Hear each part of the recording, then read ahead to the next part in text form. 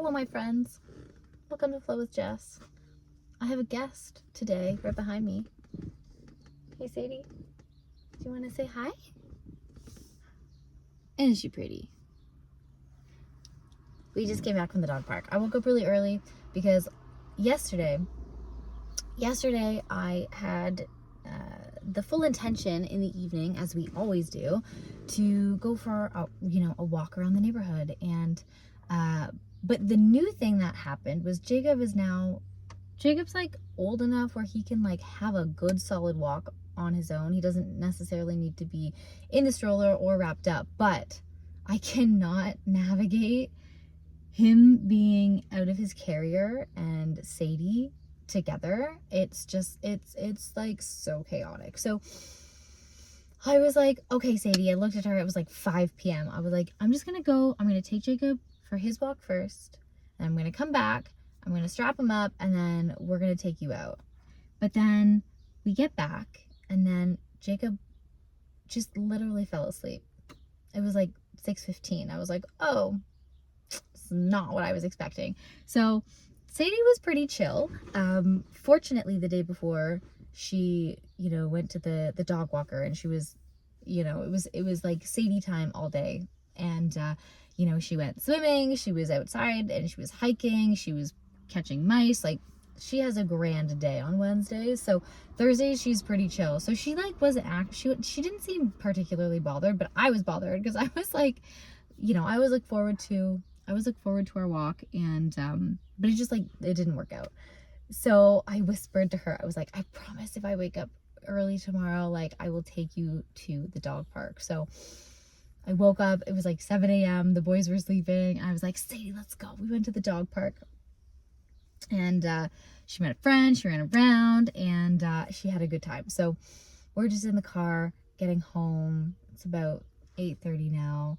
I don't hear anything out of my window, so part of me thinks that the boys are still sleeping away. It's so interesting because I swear when I sneak out, it's either Jacob will wake up right away and he's like, Mama, like he wants to like hang around, or he's just so content snuggling with Dad that he sleeps until like 10 o'clock. And it's so funny because sometimes we have to wake him up and we're like, it's time. It's time to get your cute little butt out of bed and start this day. So I'm interested to see where they are in that. But yeah, I'm just excited for the day. It started off really nice. I actually met somebody. We had a really nice conversation. We like chatted a lot about like local. Oh, I hear a screaming. Not screaming, but I heard a baby. So they're up. Yeah, anyways, I met somebody, and we had this really interesting chat about like local culture and the type of people that live in our city. Everyone must have this, right? Like, I think of the saying, all stereotypes are based in, okay, this wasn't a great saying, but like all stereotypes are based in truth in some form. Like it gets distorted along the way when it gets memeified, or like, we try to joke or make fun of it, but like, it starts somewhere. And it seems like the local community that you have, there are so many elements of it where people notice these like trends, and then they get around as being like part of like the crowd of that city and like what that's like to live in that city, because the type of people that are there are kind of like this. And so yeah, it's really fascinating talking to Londoners about, being in London and what that's like for them and what they've experienced, because it's funny to find the commonality and like, oh yeah, I have noticed that. Like that seems like a quirky little essence that is this part of the world. But a really cool thing about this city is that, we do have a pretty good local culture when it comes to like food and beverage. And, you know, if you want to, if you are somebody that values a locally sourced and well put together meal, we have that.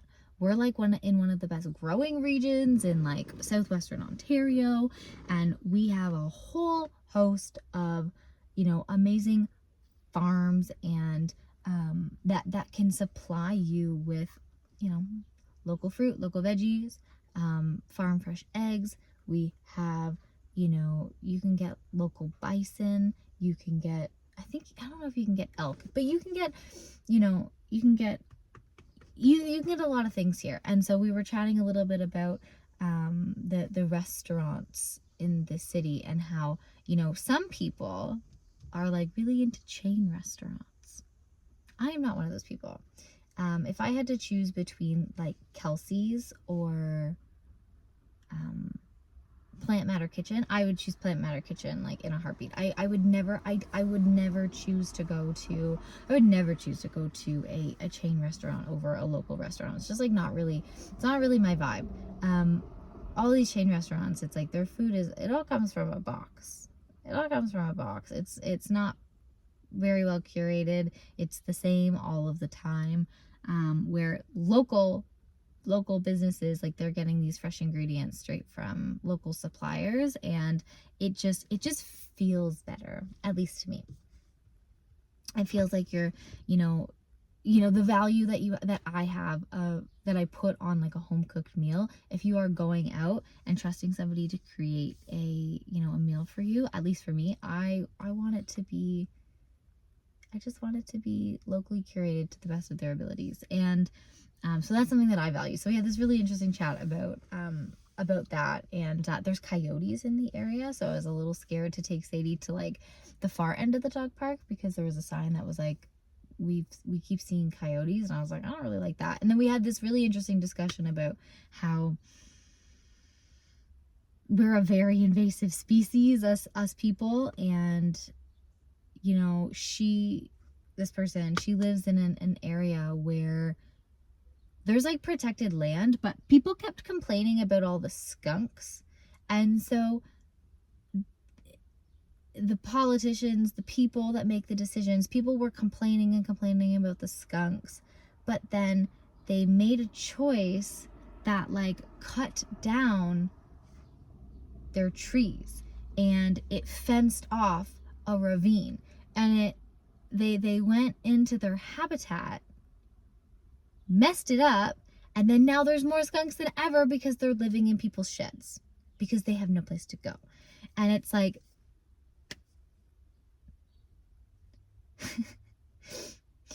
it just makes me so, and same with the coyotes is what I'm getting at. It's like we're cutting down their habitat, and like we're not really, and there's a whole slew of things that I'm totally glossing over when it comes to that.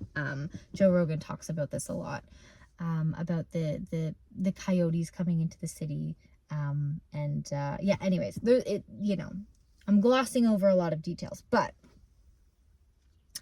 when we cut down the forest, when we mess with these habitats, and we're just like, okay, go find your own way, what do these animals do? They come into the city. They come closer to the people and the man-made structures because we're cutting down their habitat. They have nowhere to go. And that just doesn't seem like it just doesn't seem like the best use of resources, number one, and it doesn't feel like it's very supportive to an inclusive ecosystem, which we all should understand that, like, we're all on this planet together, and it's so easy for us humans with our fancy schmancy tools to be like, well, we can do this, so we are the apex predator, and all of you other animals can just go find your own way. Not my favorite plan in the world. Do I have any solutions? Absolutely not. Am I now one of those complainers? Probably. But yeah, I wouldn't complain to anyone that would like make decisions to make any shifts, because it's more just like pontificating and philosophizing about like the issues that we're facing and my view on them. So that's that. that's that. But it's a stinking beautiful day in the summertime, and I'm just like super grateful to be here, and I'm